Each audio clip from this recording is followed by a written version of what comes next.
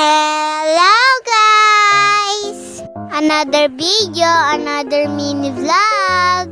Dahil summer feels na nga, ay tara't samahan nyo kami. Noong April 7 pa nga to mga B. Pero ngayon lang natin ma-upload. Dahil busy nga tayo sa pag-aaral. Maaga nga sila nag-asikaso ng mga babaunin natin. Kaya naman ay bumaba na nga din kami. Habang nag-aantay nga kami, tignan nyo nga si Baby Ada. Ay napaka-cute nga. Dahil gising na gising. Siyempre hindi mawawala ang hairstyle check. Kung nagtataka nga kayong mga B, bakit may pa-flowers nga tayo sa ulo, ay magdi-DIY photoshoot nga tayo doon mga B. Bago nga tayo maging negra, char! Dahil kompleto na nga ang lahat, ay aalis na nga tayo. Dahil hindi na nga kasya, yung iba sa sasakyan, ay nagmotor na nga lang sila. Dito nga pala tayo magsiswimming mga B. Sa Paradise Adventure Camp and Resort. Dito nga lang yan sa may San Jose del Monte, Bulacan.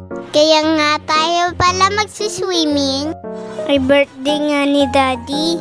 Happy birthday nga po ulit, Daddy Norby. Pre, bago nga tayo makapasok sa loob, ay magbabayad na nga muna tayo ng entrance. Dahil nga magandang view sa labas, ay nagpa-picture nga po kami dito sa malaking heart.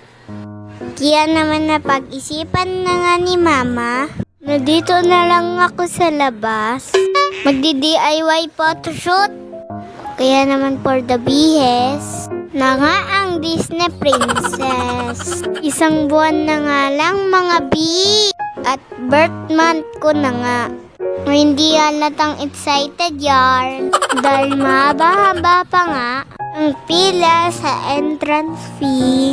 Ay nagpa-picture na nga din si Bryce sa malaking heart. Iya kasi siya kanina dahil maraming tao doon.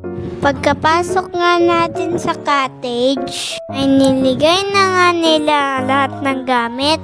Nagbihis na nga din tayo ng pag-swimming. Sa sobrang excited ko nga, ay nakalimutan nga natin magligay ng sunscreen. Ito nga pala ang view sa loob, mga B. Dito nga ay dumiretso nga kami nila Papa sa pool ng pambata. Sa una nga ay natatakot nga si Bryce na mag-swimming. Pero nang maturuan na nga siya, ay hindi na nga siya mapag-awat sa swimming. Pagkapalobo nga ng light vest namin, ay bumaba na nga tayo sa swimming pool. Marami nga din po silang pool dito mga B. Yung pinakamalalim nga na pool, ay tanaw nga lang namin sa cottage. Pero yung pool na pangbata, ay medyo malayo nga sa cottage namin.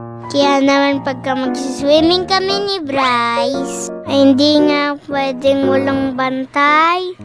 Kung kanina nga ay paiyak-iyak si Bryce, ay ngayon nga, kahit mag-isa lang siya, ay kaya na nga niya. Dito pala sa dulo mga B, ay pwede ka mag-picture sa mga malalaking dinosaur at sa malaking giraffe. Pero wala nga tayong tsinelas na suot, ay babalik na nga lang daw po tayo mamaya. Medyo masakit kasi sa paa yung mga bato mga B. Kaya naman ay bumalik na nga agad kami sa may swimming pool. Hindi nga masyadong maaraw ng mga oras na to mga B. Kaya naman ay sulit na sulit at hindi pa nga tayo gaanong sunog.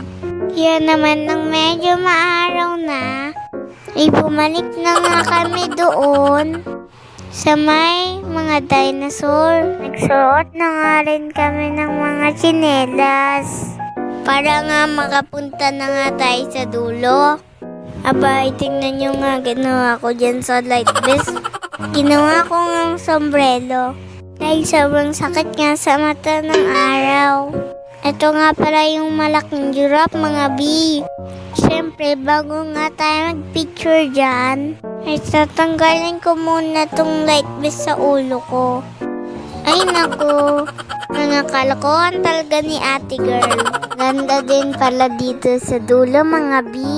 Kaya nga ay hindi na nga tayo nakapag-picture. Dito nang nakadress dahil nakapag-face na tayo.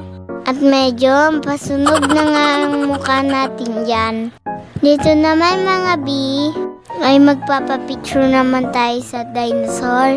Pinipilit nga ni Ninang Tima na mag-picture si Pia. Pero takot daw siya sa dinosaur. Kita nyo nga, ay may sapilitan pa nga. Pero napatakbo na nga lang si Pia.